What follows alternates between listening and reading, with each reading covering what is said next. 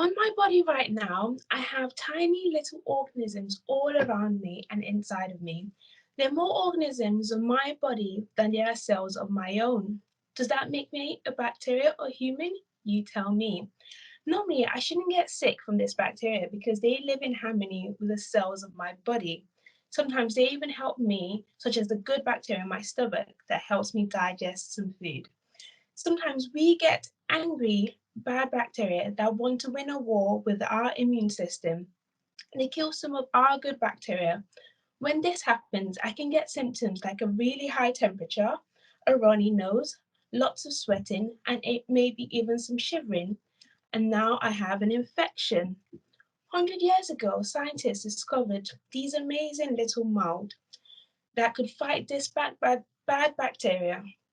This meant that when I took these amazing, wonderful little things, they could kill the bad bacteria and I'll be all okay. I really love antibiotics because they can do wonderful things, such as making people feel better. These bad bacteria can adapt and change. They can find new interesting ways of going undercover, trying to prevent antibiotics from finding them, kind of like a game of hide and seek. The more antibiotics you take, the more chance the bad bacteria can find new ways of hiding.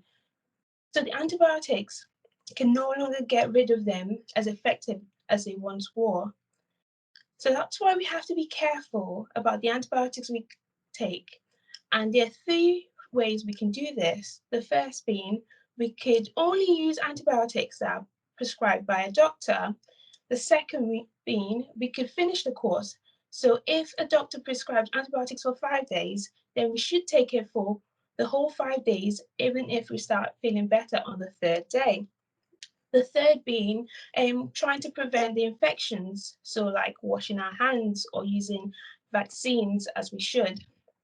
As a team, if we don't do this, so say if I get an infection, so if I get a pneumonia, for example, and get a really bad so or I'm unable to breathe, so I'm short of breath, so and other infections that can make me have difficulty going to the loo and hurt a lot. I can get really sick, and these symptoms can last for longer, and I can end up in hospital.